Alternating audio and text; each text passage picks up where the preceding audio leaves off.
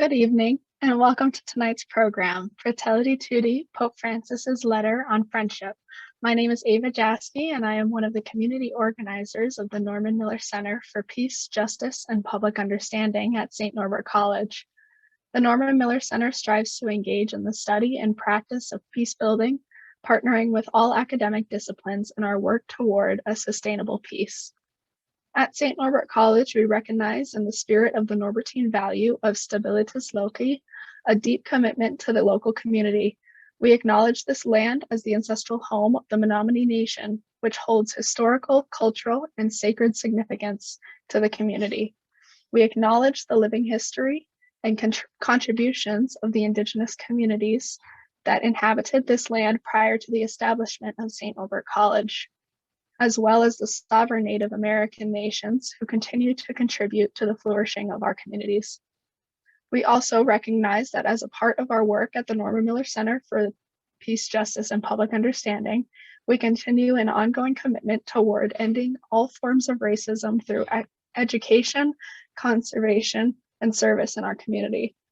Our moderators for the program this evening are Dr. Jennifer Hockenbery and Cole Johnson. Dr. Hockenbery was named Dean of Humanities at St. Norbert College this past summer. Dr. Hockenbery was previously served as a professor and chair of Theology and Philosophy departments at Mount Mary University in Milwaukee, where she worked 22 years. Cole Johnson is a senior theology and religious studies student at St. Norbert College and is also a member of the Parish Pastoral Council. With that, I pass the continuation of the introductions to our moderators for the evening. Thank you for that, Eva. So I'd just like to speak for a few minutes on why this encyclical is so important. So after living in the pandemic for a little over a year now, I think everyone's mantra has been, I can't wait for things to go back to normal, however they define normal. But in Fratelli Tutti, Pope Francis has, in a sense, diagnosed many of the social ills in our current society, such as social and economic inequality, lack of concern for the poor, elderly, and disabled, systemic racism, sexism, and xenophobia, all of which stem from the sense of hyper-individualism that pervades our world. When we prioritize our own well-being at the expense of others, especially those who are struggling from the social ills that Francis lists in Fratelli Tutti, we tend to see other human beings as an inconvenience or a burden. But this flies directly in the face of the message of Christ in the Gospels and our social anthropology that lies at the heart of Catholic social teaching, as Francis points out. So, having established that many other kinds of pandemics have existed in our society prior to the emergence of COVID-19 and that have only been exacerbated because of COVID-19, Francis argues we cannot go back to normal. The COVID pandemic is an opportunity to change our moral imaginations and how we see others, particularly the marginalized. Francis says we can come out of this pandemic for the better or for the worse, but never back to normal. By cooperating with God's grace and building a culture of encounter, dialogue, and friendship, we have the opportunity to overcome our individualistic attitudes and build a new society based on loving our neighbor. And I think that is what lies at the heart of this much needed document. So with that said, I'd like to turn it over to Dr. Hockenbery to introduce our three panelists. Good evening, and thank you, Cole. That was a wonderful introduction to the encyclical. I'm really excited to hear what our panelists are going to say about this encyclical, which I think is a beautiful testimony to all that we need to do in our society right now to be true to our Catholic intellectual tradition. Our three panelists, between them, have over 60 years of teaching theology and religious studies at St. Norbert experience.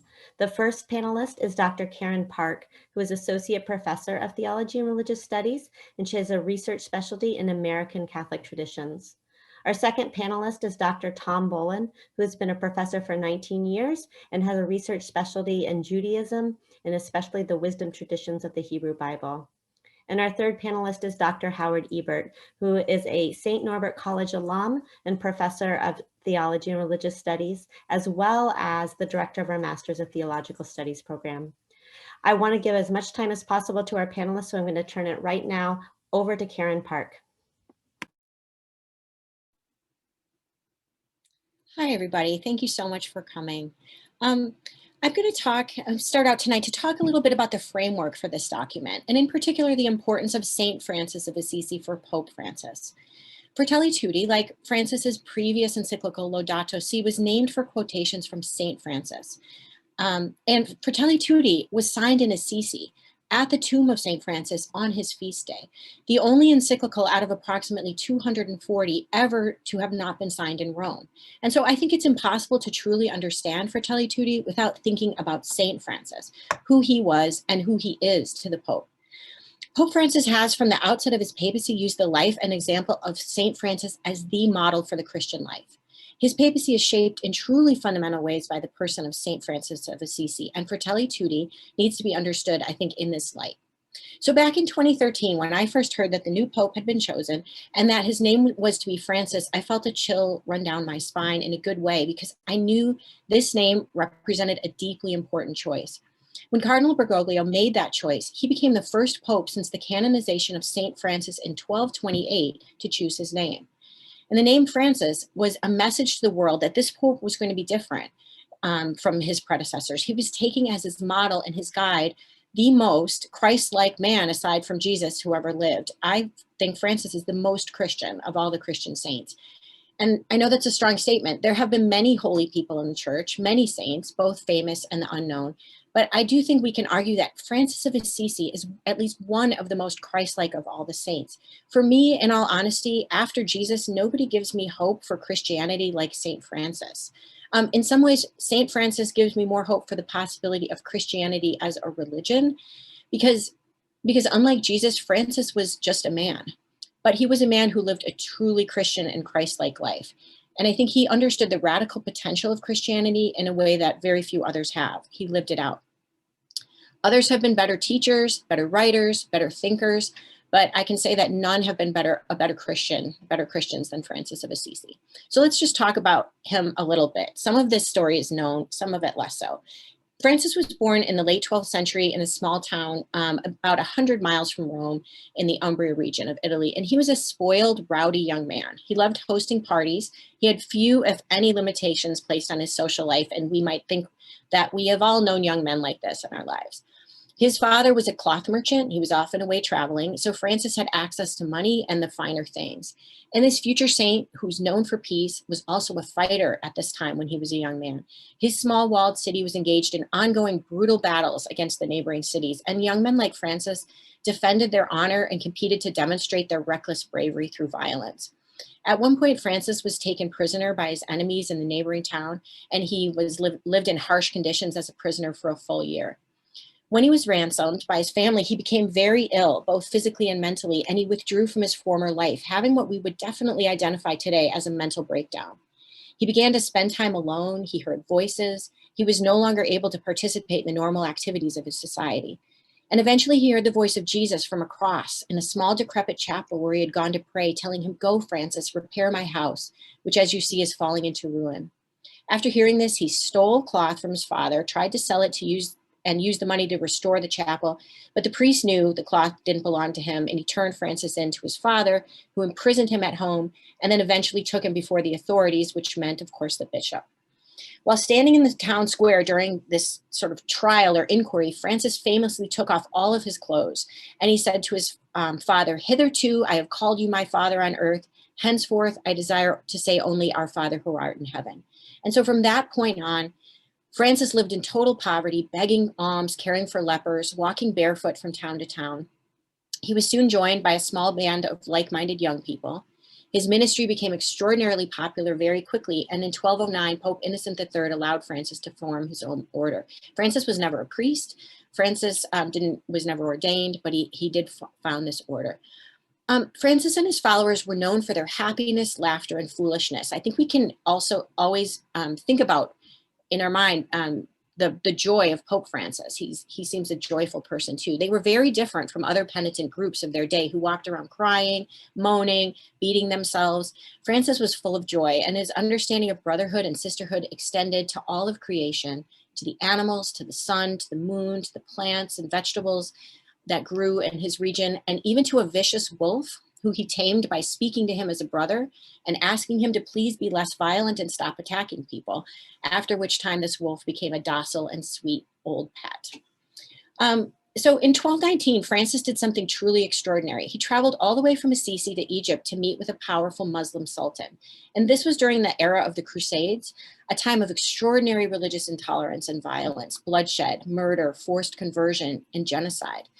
But Francis did not go to meet with this Muslim leader in the spirit of violence. He went as a man of God and an ambassador of Christ. The Sultan met with him, and he didn't convert to Christianity. But the encounter itself was peaceful, which made it extraordinary in its time. And you may be aware that Pope Francis himself has traveled to Iraq just in this last week, meeting with, among others, a senior Shiite cleric, the Grand Ayatollah Ali al-Sistani, in his home. Our document, Fratelli Tutti, was inspired in part by Francis's friendship with the Grand Imam Ahmad al-Tayyab, an important Egyptian Muslim leader, an encounter he mentions in Fratelli Tutti, in whose joint appeal for peace he quotes in full at the close of the letter. St. Francis died while he was still quite young in 1224 in Assisi, but he was already considered a living saint at this time. And while he was on his deathbed, his followers carried him to see his friend St. Clare and her sisters, whose cloister was just outside Assisi. The sisters reached through the bars of their convent door to touch his body one last time. Francis was canonized just 4 years after his death, an extraordinarily short amount of time, and he has been one of the most revered and well-known saints ever since. So what does it mean that Pope Francis chose to sign the encyclical in Assisi at the tomb of St. Francis? As I mentioned at the outset, this is the only encyclical ever to not be, oops, did I lose this? I'm still here. Ever to not be signed in Rome. And I think this is really important for a number of reasons, which I'll invite you to think about now. First, Rome, of course, is the seat of the church's authority and power. When the Pope signs an official document or encyclical in Rome, he's putting the full force of his apostolic authority behind it. In Rome, he sits in the chair of St. Peter, the inheritor of the key to the church that was given to Peter by Christ himself. St. Peter's Basilica is an overpoweringly grand place if you have been there, and then you know it's nothing short of a physical monument and manifestation of the church's vast power and authority. But Assisi is not the seat of power, it's just a small town. Assisi is a place of spiritual importance. So for the Pope to transport the encyclical to Assisi, to sign it there, is to decentralize that power deliberately. Pope Francis chose to sign the documents in Assisi, not Rome, in order to locate the power of Fratelli Tutti, not in the authority of the papacy, but in the spiritual example of St. Francis. But the Pope didn't just choose to sign the document in Assisi. And I think you have the image up now. He chose to sign it in the crypt below the Basilica in Assisi, where Francis's bodily remains, his relics, are located. I am, as a historian of the Catholic Church and a student of material culture, fascinated by relics, as any of my students will tell you. I will also be the first to tell you that most relics are a bit dubious. The many heads of John the Baptist come to mind, the slippers and stockings dropped by the Virgin Mary as she was assumed body and soul into heaven. But regardless of their authenticity, relics matter because they speak to our deep desire to be in proximity to the physical presence of those whom we have loved or those we admire. A jersey worn by our favorite quarterback during the Super Bowl is priceless. It's no longer just a sweaty piece of clothing. And a lock of baby hair tucked into a baby book or a flower saved from a wedding bouquet, these are also relics. But unlike John the Baptist's many heads, Francis's relics are not dubious. It's really him.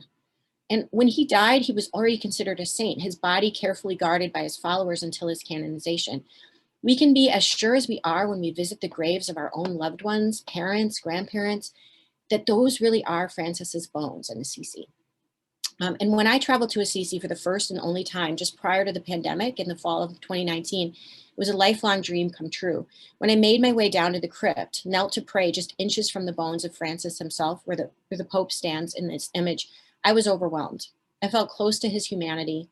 I remembered that he was a real man, one who had lived almost 1,000 years before me, but whose example has shaped my life and given me hope for my tradition for as long as I can remember. Pope Francis took Francis's name when he became Pope. He has used Francis's example of care for creation, brother and sisterhood of all human beings, and the genuine dialogue among those from differing religious and theological commitments, not just as a model, but as a type, by which I mean he is not just copying it, but he's trying to conform to it in a way. Pope Francis bemoans the loss of historical consciousness in Fratelli Tutti. I loved this part. He sees a danger in which, quote, human freedom claims to create everything starting from zero. He appeals to the, quote, spiritual and human riches inherited from past generations and warns us about being ignorant of everything that came before us. So let's not forget our own spiritual heritage in the person of St. Francis. Pope Francis isn't coming up with a new way of thinking here in Fratelli Tutti. He is drawing on some of the oldest and on one of the older and best Christians, St. Francis himself. If you read Fratelli Tutti on the internet or in paper form, remember that these words are more than just electronic images or mass-produced pages. These words themselves in physical form were taken to the very site of Francis's body and signed there, not in Rome. In this action, Pope Francis is reminding us that we are spiritual beings, but we are embodied as well. Fratelli Tutti is grounded in the belief that bodies matter and that we are called to care for one another, body and soul, as St. Francis did. And with that, I will turn it over to my colleague, Dr. Bolin. Thank you, Professor Park. I'm Tom Bolin. I want to really just do three things in my remarks today, and I kind of just want to sort of ask three questions. One, what exactly is an encyclical? Secondly, who is the audience of an encyclical? And finally, and I think this is the most interesting one, who gets cited in an encyclical and what can that tell us? So just briefly, if I can work through this. So letter writing, an encyclical is a letter from the Pope, and letter writing, of course, is the oldest form of Christian writing. The oldest parts of the New Testament are Paul's letter to the Thessalonians, and we know that Ignatius of Antioch, one of the first martyrs, and Pope St. Clement I wrote letters. So letter writing is the fundamental form of Christian communication. An encyclical letter is different from other kinds of papal letters. There are apostolic letters and apostolic exhortations, and so we just want to parse out what these differences are briefly. Calling papal letters encyclicals is something that's really only appears to go back to the 1700s, and most of the early encyclicals were dealing with particularly kind of local kinds of issues. Encyclicals take on a new importance in the 1800s with the reign of Pope Pius IX. Pope Pius IX was the last pope to rule over central Italy as a civil authority. He lost the Papal States when the modern republic or the modern Kingdom of Italy was formed. And Pius IX uses encyclicals in a way to communicate to the larger church outside, and specifically to communicate his displeasure with many things that were going on in the world outside, both in Italy in particular and in Europe. So Pius IX makes the encyclical a vehicle for the church to comment on the larger world around it, which is something it really wasn't doing before. And a particularly very important encyclical in this regard is Pope Leo XIII's 1891 encyclical. It's called Rerum Novarum. And that sort of marks the beginning of what we would call Catholic social teaching. So Catholic social teaching originates in a papal encyclical, and many papal encyclicals since then have continued and deepened and nurtured and developed Catholic social teachings. Encyclicals deal with internal and external issues, and they respond to ideas or situations either happening inside the church or to situations, developments, and events outside the church that they feel compelled to analyze or perhaps comment upon. Every pope really has both of these kinds of encyclicals. I think it's important to sort of stress the issue of how important an encyclical is, especially in the age now of instant news and the 24-hour news cycle. The Pope has been an international figure of interest for decades, but this particular Pope is very more than others.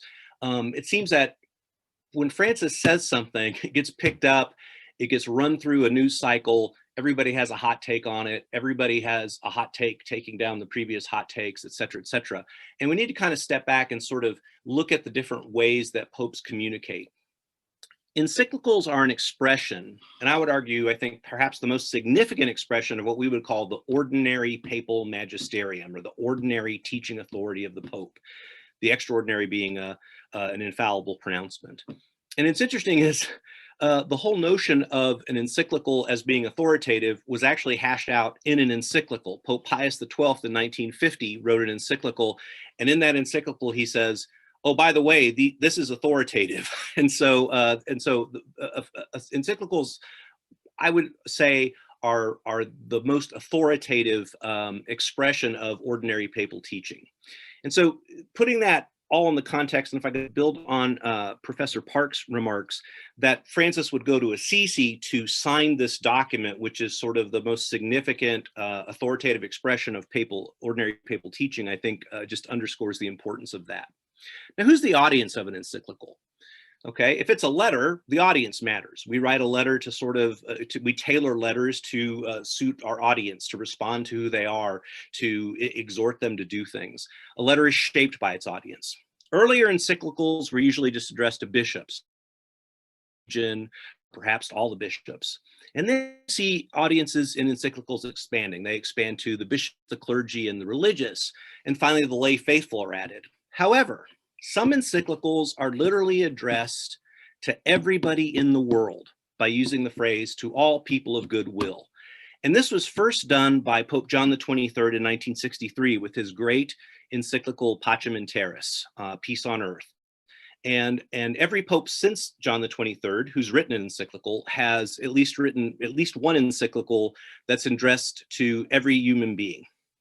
What's interesting is that Francis has written 3 encyclicals so far, and Fratelli, Tutti, and Laudato Si are clearly a global encyclical, are clearly directed to the whole world. And so he's building upon this. And like Pacem in Terris, John the 23rd's 1963 text, Francis is unflinching in sort of describing the global problem that he's responding to, which is why he's addressing it to the whole world. For John the 23rd, the global problem in 1963 was the Cold War and the arms race. For Francis here in Laudato Si, as Cole Johnson wonderfully articulated in our introduction, it's the response to the world post-pandemic and sort of the problems of the world pre-pandemic. I think it's striking that chapter 1 of Fratelli Tutti is literally entitled "Dark Clouds Over a Closed World."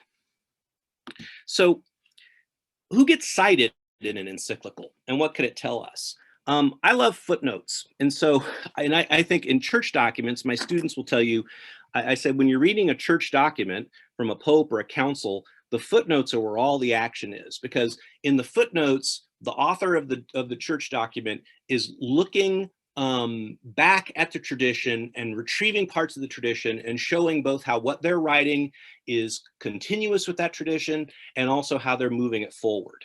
So it's an ongoing dialogue with the past, along as a dialogue with the present, in the sense that the letter is addressed to a contemporary situation. Fratelli Tutti probably has the most distinct set of works cited in any encyclical I've ever read. Pope Francis cites the Babylonian Talmud, which is a collection of ancient Jewish rabbinic debate. He cites the French philosopher Paul Ricoeur, and he cites a recording of a samba in Portuguese. I'm pretty sure a samba has never been cited in any church document. But he also does something else. He cites his predecessors in the papacy. He cites John Paul II and Benedict and Paul VI and John the 23rd and even Pius XI. But more importantly, Francis cites statements from the national conferences of multiple groups of bishops around the world. Interestingly, he cites our own US bishops, and what he cites from the United States bishops is their recent letter on racism called Open Wide Our Hearts, which I think is just a really important thing to think about.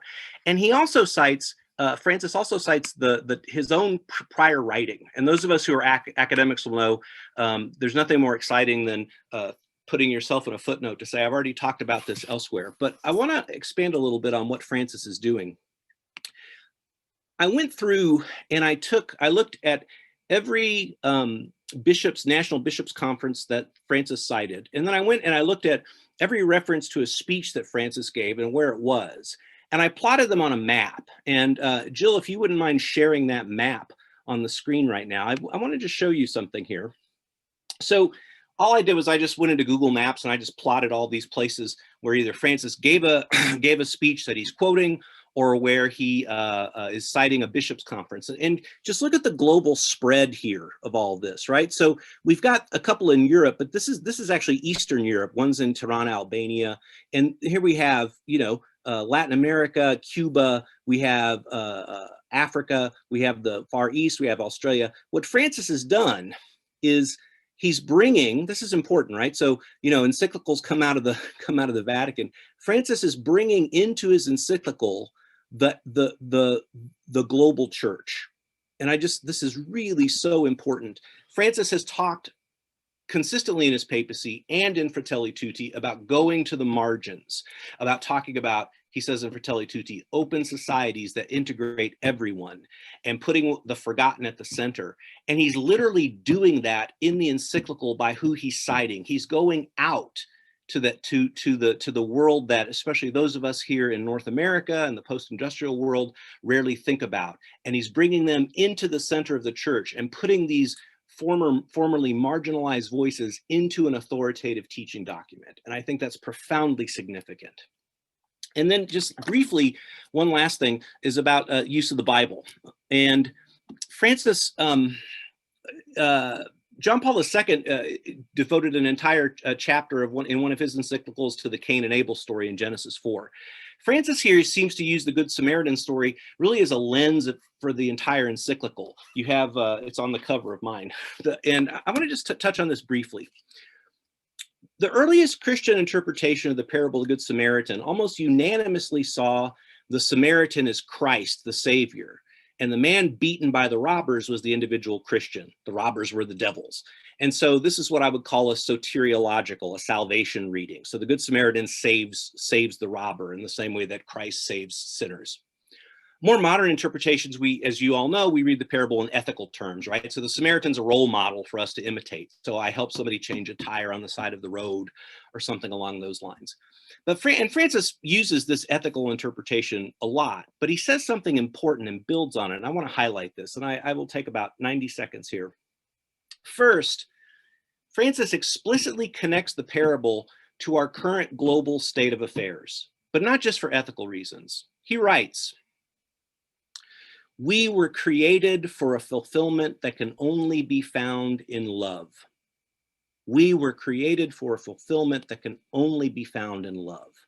In other words, Francis reads both ethically in the sense that, we should imitate the Samaritan, but that's also for Francis a soteriological or a salvific way for us, because in acting like the Samaritan, we are enacting or opening ourselves up for that fulfillment that can only be found in love. It is in imitating the Samaritan that we are saved by being co-workers with Christ. We become a means of incarnation in this dark, closed world. But for Francis, it isn't just about personal salvation. I was brought short when I read these words in this I think it's chapter 3. He says, "The decision to include or exclude those lying wounded along the roadside can serve as a criterion for judging every economic, political, social, and religious project." So for Francis, the parable isn't just about individuals helping other individuals. He literally calls it a criterion for judging economic, political, social, and religious projects. And so he's casting this in a very large structural way. I think the coronavirus aid bill that was passed by the House this morning would be a good example of an economic, political, and social project that attempts to include those lying wounded along the roadside. And this leads to, I think, a stunning statement at the end of this chapter. There were a lot of places that I had to kind of stop because I found the words in this encyclical so inspiring and thought-provoking. But at the very end of this chapter, where he discusses the parable of the Good Samaritan, Francis says, "I sometimes wonder why, in light of this," and he means the parable of the Good Samaritan and all that it means, "I sometimes wonder why, in light of this, it took so long for the church unequivocally to condemn slavery and various forms of violence." And that moment of honest self-reflection and honest self-criticism in a papal encyclical is absolutely stunning. And I think that ability to sort of acknowledge that and acknowledge that the church has been entrusted with the gospel and the responsibility of the gospel, and to acknowledge the places where there have been shortcomings, really makes what Francis is doing in this encyclical much more effective than otherwise if he hadn't. So those are my remarks, and I'm more than happy to pass the virtual microphone off to my esteemed colleague, Professor Howard Ebert. Thank you, Professor Bolin and Professor Park. I think you've given us a lot to think about. I have to just share my initial reaction to the document, and it's like extremely rich, nuanced, inspiring, complex, long, 147 pages. But as I read it, I also felt at home in it. And now that may seem strange, but at home in it in terms of a lot of the themes, a lot of the ideas that were expressed are ideas and themes that have been expressed in Catholic social thought and in Catholic documents since Vatican II. And so when I have a few reflections on this document, to me, it's almost like a tapestry that has picked up and exhibits in many ways key principles for Vatican II, key principles in terms of Catholic social thought, key principles in terms of Catholic intellectual tradition, one of the traditions here at St. Norbert College, and also in terms of giving some guidance for how might the Christian church, how might the Catholic Church play a role in the ongoing conversation. So I really want to divide up my comments here. First of all, to say what are the themes, some of the themes that Francis picks up on in this encyclical that in many ways are found rooted in and expressed in the Second Vatican Council, 1962 to 1965. By the way, Francis is the first pope that was not at the Second Vatican Council. So Paul and John Paul II, John Paul I, and Benedict were all at the council. And so some of those themes in the Second Vatican Council, one that is striking and I think so much serves as expressing the tone of the document, is the line from the opening line from the Pastoral Constitution on the Church in the Modern World, 1965, the joy and hope, the grief and anguish of the persons of our time, especially those who are poor or are afflicted in any way, are the joy and hope, the grief and anguish of the followers of Christ as well. And so Second Vatican Council connects the church with the world, that it's not in an adversarial role, but in fact, the joys, the hopes, the fears, the pain of the world are the hopes and fears and pain of the church. And so, as Professor Bolin mentioned, Francis is addressing people all of goodwill. So this encyclical is addressed to humanity, and he wants it to be a basis for encouraging dialogue, openness, respect, inclusion. In that way, very much like Vatican II was supposed to open the windows of the church, open the doors of the church to be able to get fresh air in, he wants to be in conversation with all people because in the end, he recognizes, I think there's such a key theological point, that he recognizes that the grace of God is at work in the world, in different traditions, in different positions, and that the grace of God is in fact saturating life, not only human life, but the life on this planet. And therefore we need to listen to each other. We're impoverished if we don't listen to each other.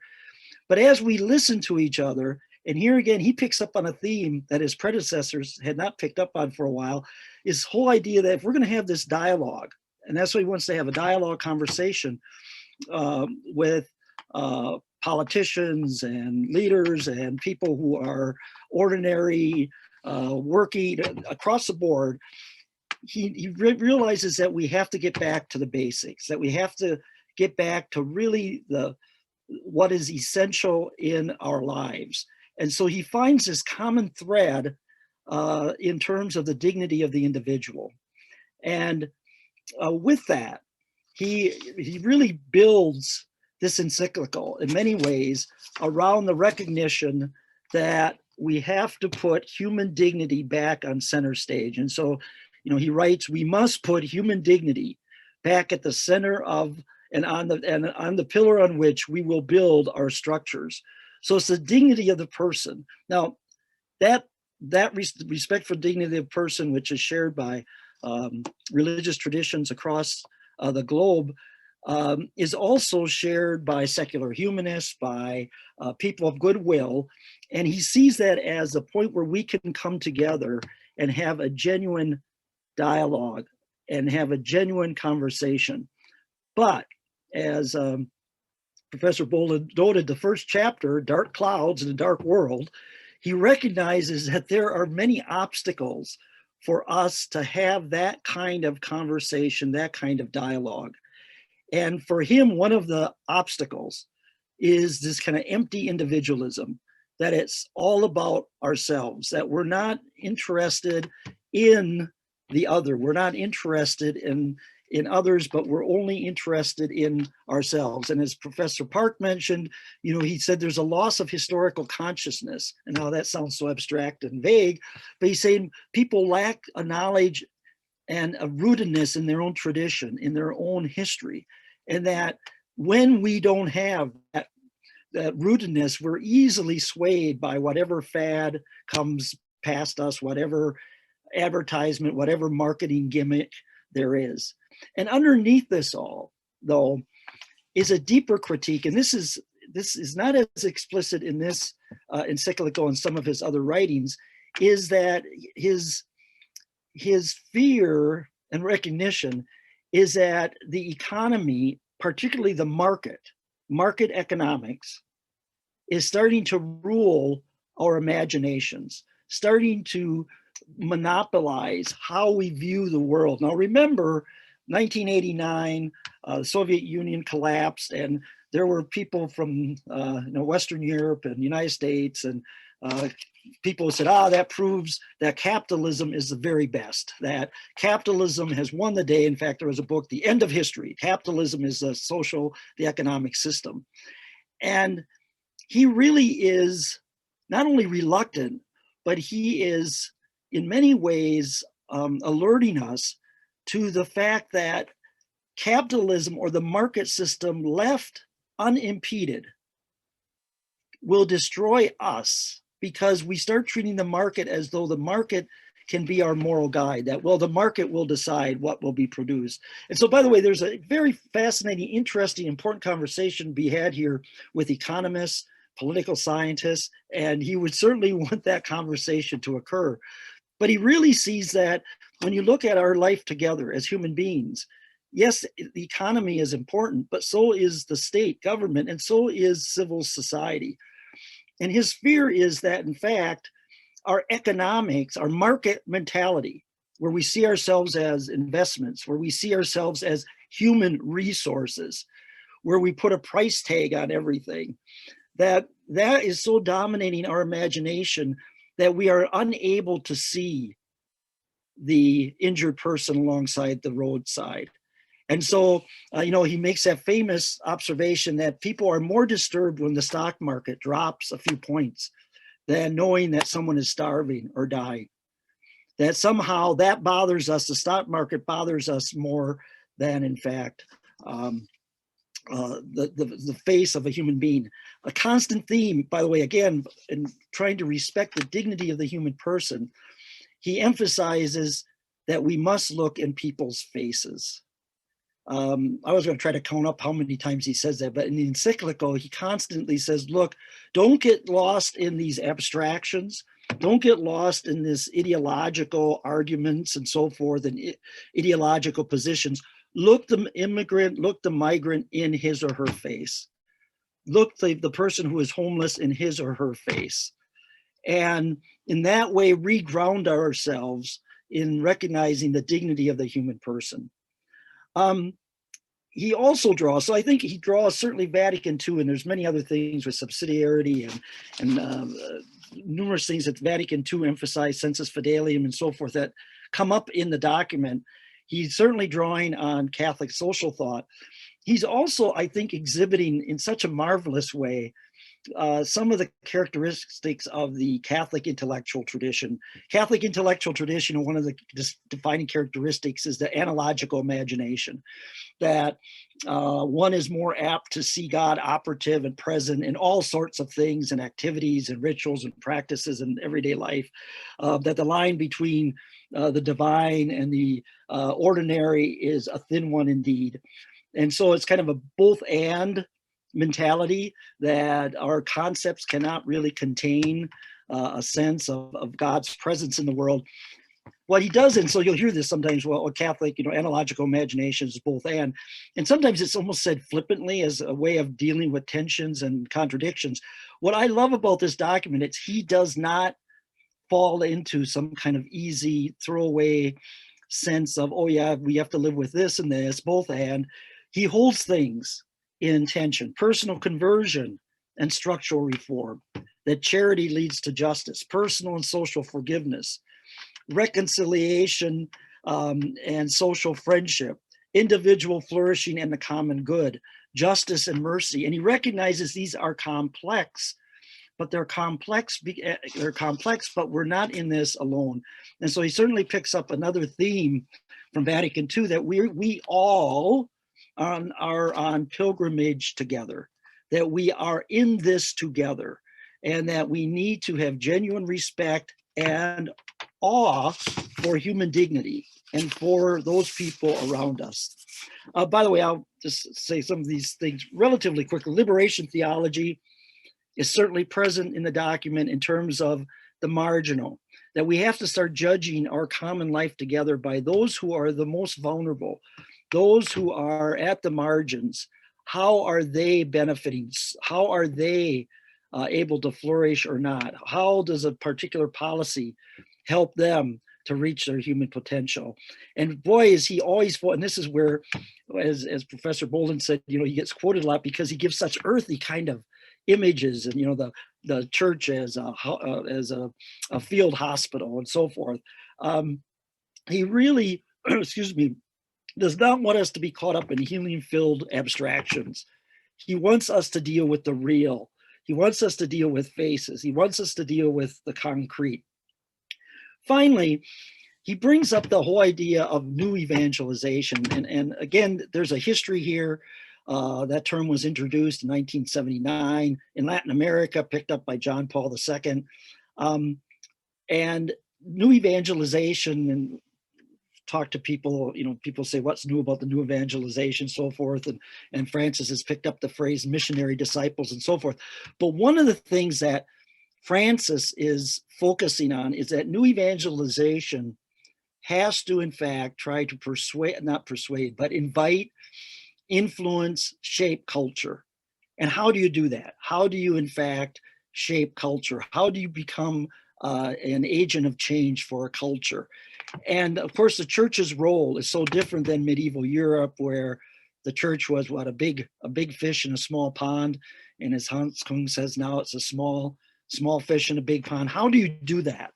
And here I think he gives us some guidance on how do we deal in a world where there is a great deal of uncertainty, where there's a great deal of complexity, where there's a great deal of ambiguity. Number one is humility, that we're walking together. None of us have all the answers, that we live in an extremely diverse world. And here again, he wants to foster this culture of encounter. And he does that by stories. And so I think the Good Samaritan story becomes his pivot point or touch point, because stories shape us, stories form us. And so he wants us to attend to the ordinary because God is there. And so he also emphasizes the need for interdisciplinary dialogue. And so this is a rich document. By the way, when I was reading it, as Professor Bolin said, there were times I just had to kind of sit down and there's a lot there. And so I really invite you to to read it slowly and read it with others possibly, because there's a lot to think about, and it is a very challenging document. So with that, I will end, and I think we're going to have some time for some questions. That's right. Thank you so much, Howard and Tom and Karen. One of the things that all of our panelists brought up is that this is an encyclical that is an invitation to dialogue.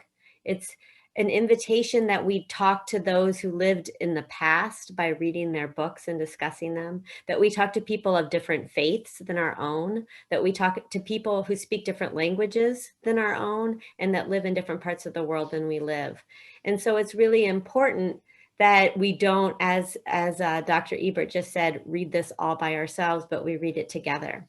To that end, I invite you and the audience to use the chat function or the question and answer to post comments and questions, and we'll get to as many as possible. But we're gonna have Cole Johnson start us off with some questions to the panelists.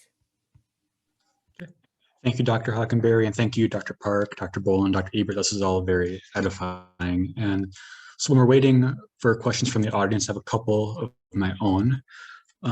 So Francis says that our world is trapped in a strange contradiction. We believe that we can ensure stability and peace through a false sense of security sustained by a mentality of fear and mistrust. So in a sense, we have this propensity to be dependent on one another, but at the same time, we can't stand one another and have this propensity to come in conflict with one another. So my question is, what community building strategies and lessons have you learned from St. Norbert College that could be applicable to the nation as a whole to mitigate the tension between us?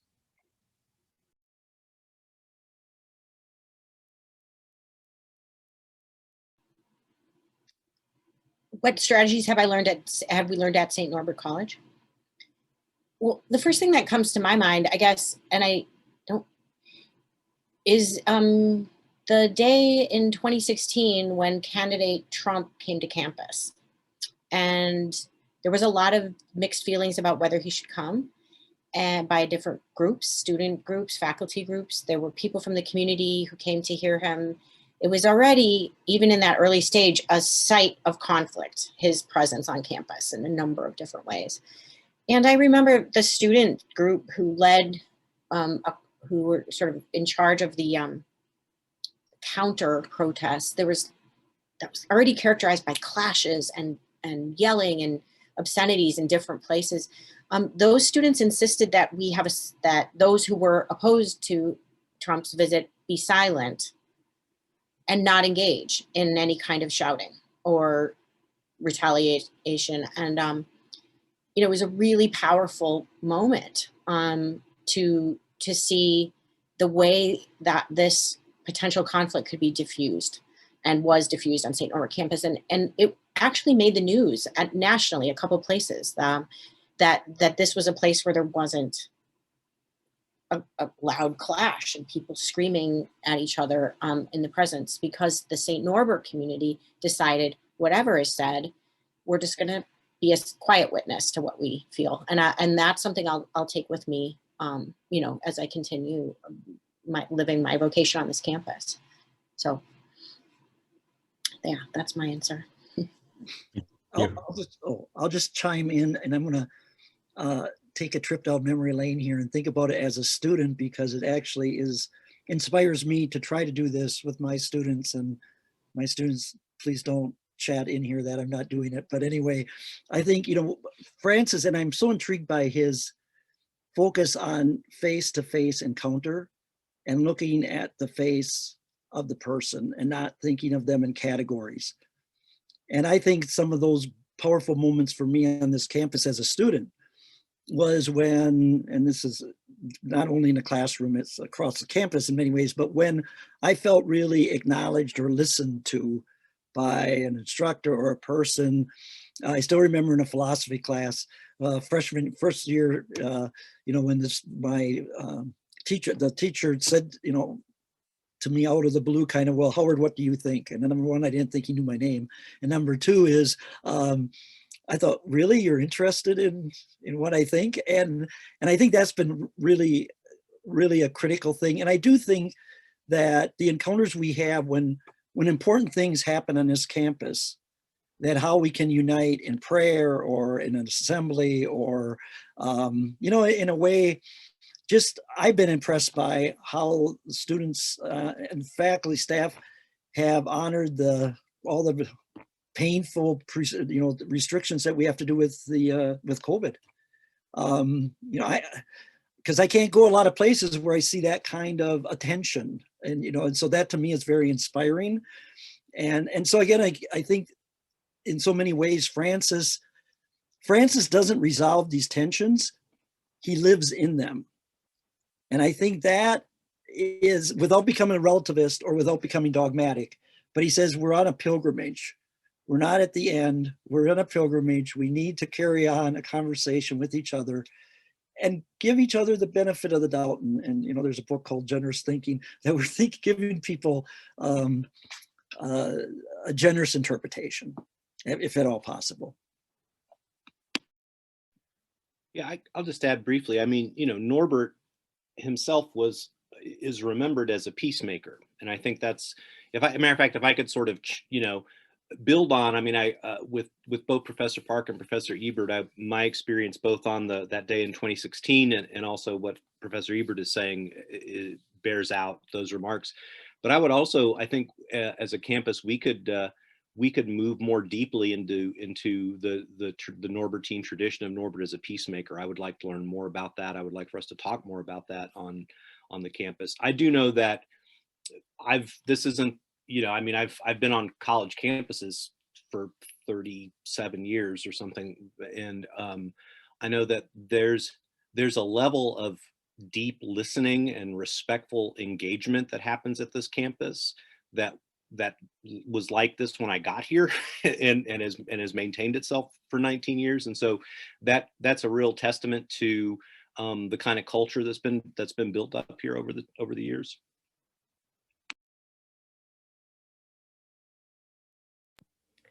Thank you. That's really good.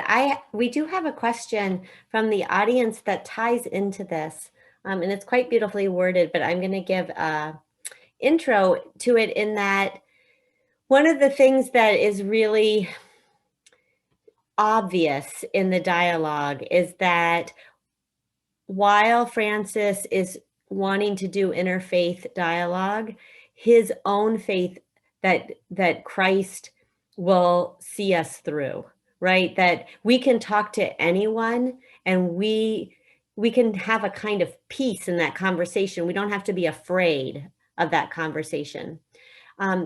That's beautiful. And it's also really deep and long in the intellectual tradition of the Catholic Church. But this question makes a really good point, and I'd like to have you each speak to it. It comes from Alex Gruber. It says, you each mentioned movement on maps, traveling to Assisi, the distribution of citations, the centering of the human dignity rather than the wealth on our journey together. What is the importance of pilgrimage and margins and decentering, physical and ideological, in Francis' theology, and this encyclical in particular? Does his upbringing in Latin America have any influence on his attention to movement and margins? This idea of a lot of people have this faith in conversation, but growing up in the global South and telling people that we need to go to these places, how important is that? Like, is to actually talking to people that are so different than ourselves?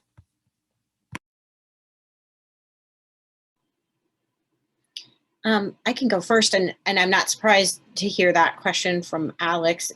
I absolutely agree that for Francis, from the very beginning of his papacy, it has been about placing himself in the proximity to others. We can remember maybe from the earliest weeks and months of his papacy how he insisted on, I can't remember now, traveling somewhere, and they told him it would take months, and so he just called up the airline and made a reservation.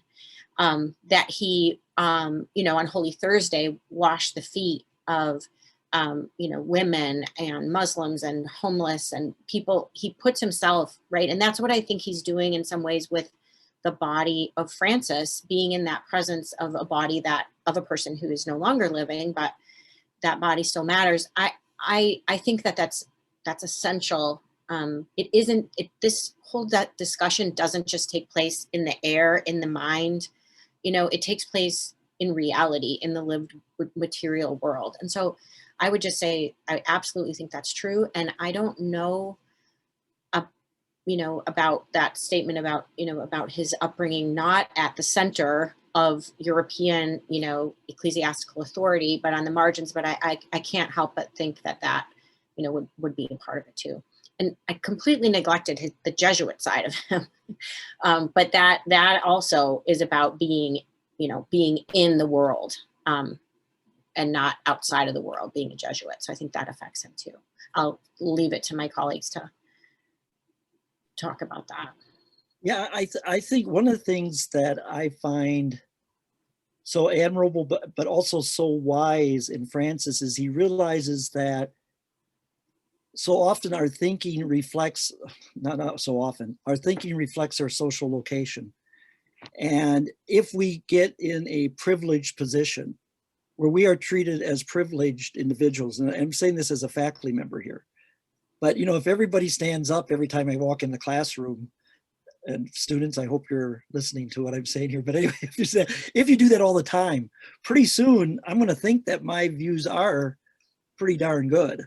And so that he wants to take public transportation, that he wants to make his own meals, that he wants to, is part, I think, to make sure that he doesn't get trapped by structures that just over a period of time just erode anybody. It's not mean-spirited or ill-willed. It's just that if people are in a privileged environment long enough, it shapes you. And I think there's so much grounded in liberation theology and orthopraxis and so forth. And so going out to the margins is so critically important because, and one, it's a privileged place for God's revelation. And number two is that without that, we become less human. We're trapped by our own kind of bias and implicit assumptions about others. So I think he just lives it in a way that I think is admirable, but also necessary to have a life of integrity. Yeah, this is a great question. Christianity is a missionary religion. I mean, you have the Great Commission at the end of Matthew's Gospel. And Francis, in Latin America, of course, Francis would know that, the gospel came to the South American continent on the edge of a sword and at the end of a gun. And so there are different ways of bringing the faith. And I think what Francis has realized is that, and I think of many great missionary men and women religious whom I've known, where for them, going to the margins wasn't about saving other people because you had to baptize them. Going to the margins was about saving themselves because this is how we're going to be judged when Christ comes again. And so to me, it's not simple, but it's, you can't love people if you're not looking them in the face. You can't love people if you're not with them. And we're called to love the least of those. And so you have to go out. You have to go outward. There's no other way. By the way, the question just raises really important questions for Catholic colleges and universities in our life together, and how homogeneous we are and how comfortable we get. I mean, it's a constant question, I think, that Francis poses to us.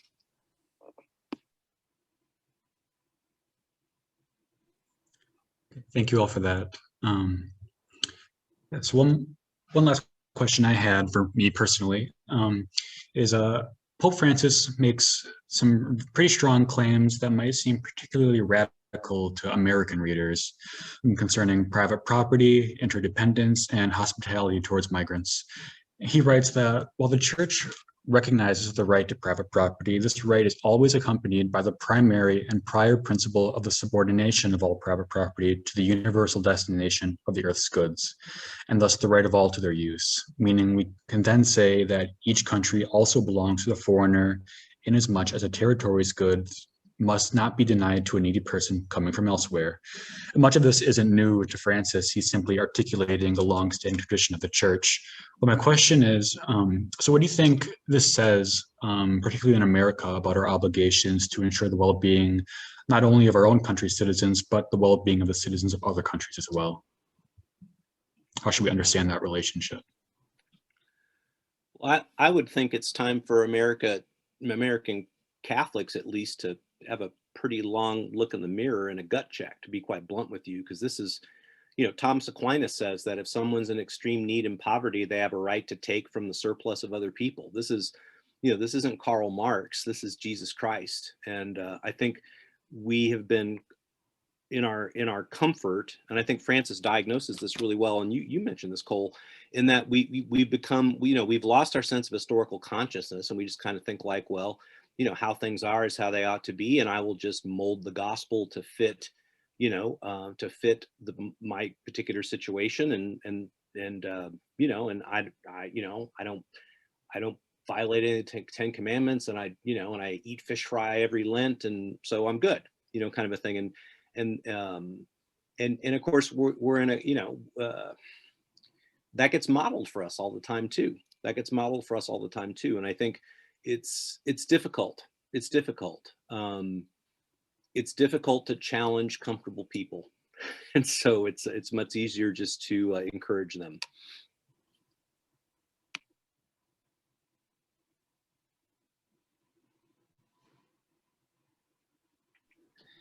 Yeah, I would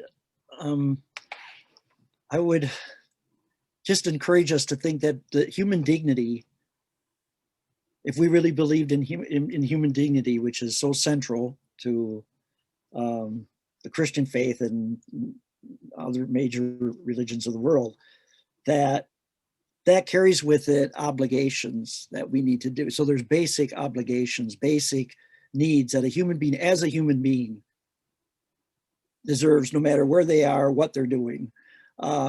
This idea that, and again, migration and immigration is a complex issue, and there's a lot of serious conversation to be had about why is it occurring and what's happening that it's occurring.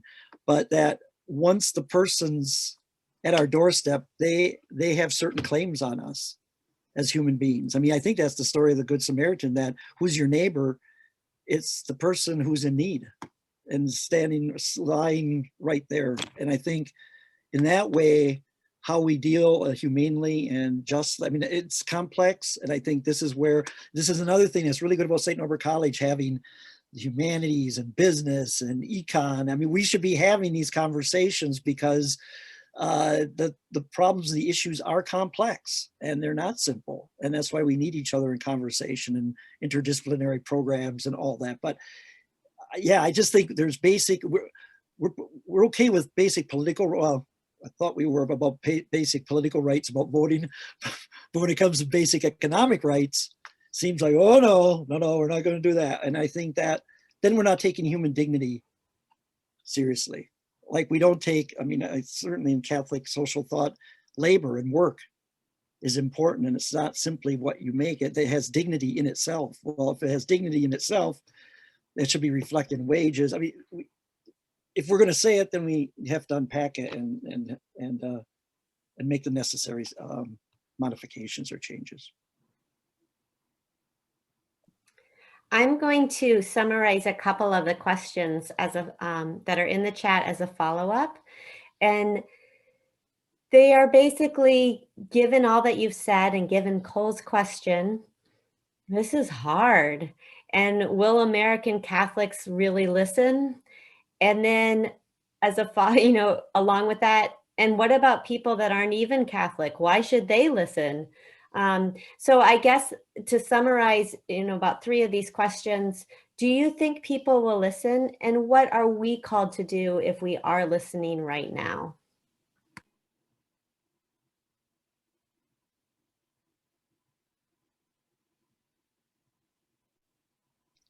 Well, those are great questions. I'm always good at diagnosis, but not prescribing. I can tell you you're sick, but I don't know what to do after that. I do think that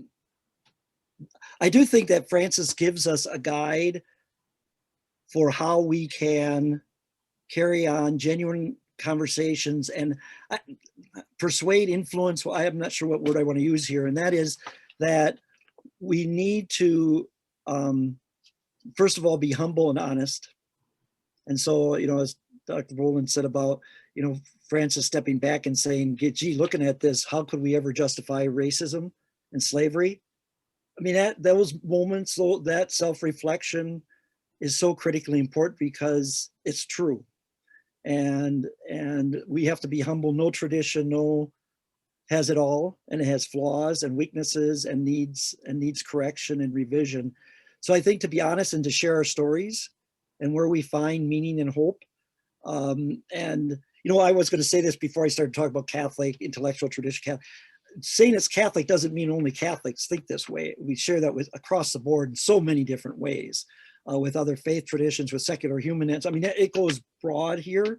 And that's why I find this so intriguing, that Francis wants to get back to one essential truth and have us think about it: the dignity of the human person. Because if we think about it long enough and unpack it, it's going to lead to environmental concerns. Everything else, it's there. And I think, but we got to get something where we all agree. And I think that, to me, that's really an important model that he supplies us. Let's get back to the essentials and let's listen to each other and tell each other our stories. And out of that, we don't know where it's going to lead because we're on pilgrimage. And I'm kind of intrigued, at the end he says, as Christian, I'm a Christian, or we're Christians. He's making claims about himself and his tradition. He's not making a universal claim about anybody else. Yeah. I think that is very important. But I'll be quiet. Jennifer, your question about are people going to read this or that question? I don't know if people are going to read this. I mean, but I think that Francis's trip to Iraq is an extension of this document, and people are reading that trip. That trip is extraordinary. To see him in Mosul, to see him with, meeting with these leaders, and the reaction. I mean, even talking about that with my students this week, how does that feel to the people of Iraq to be seen in that way? What does that look like to Americans turning on the TV and saying, what is the Pope doing over there? Who is that guy he's talking to dressed all in black with that long beard? What is he modeling? So I see Francis, whether or not everybody, is like thrilled to pick this up. Unfortunately, I don't know if they are. I think they should be, but they are going to see him on CNN in Mosul and in Iraq. And they're going to see him, an old man in chronic pain, with joy on his face, living this out in encounter. And so that's where I think that Fratelli Tutti exists as a document, but it exists in the person of Francis and his actions. And that together, those are read, I think, by more people than will actually read this, I hope. And I would add too, I would like to see the American bishops really do their best to foreground this document. I mean, both of my children went to K-12 education in Catholic schools, and every year they got theology of the body. So we know that when the will of the American bishops is behind putting forward a particular papal teaching, that they will follow through on this. And so that would be something I'd like to see.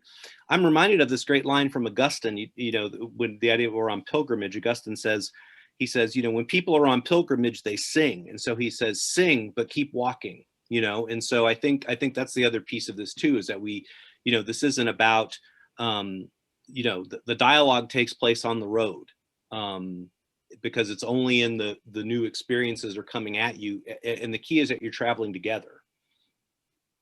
That is wonderful. And that's a perfect way to end. There are lots of comments about how wonderful all of your presentations were. So thank you for them. But now we are going to take this dialogue on the road. And I hope that everybody will continue this conversation with their roommates and their families. And we will continue it on campus. So thank you all for participating tonight. This was wonderful, and good night.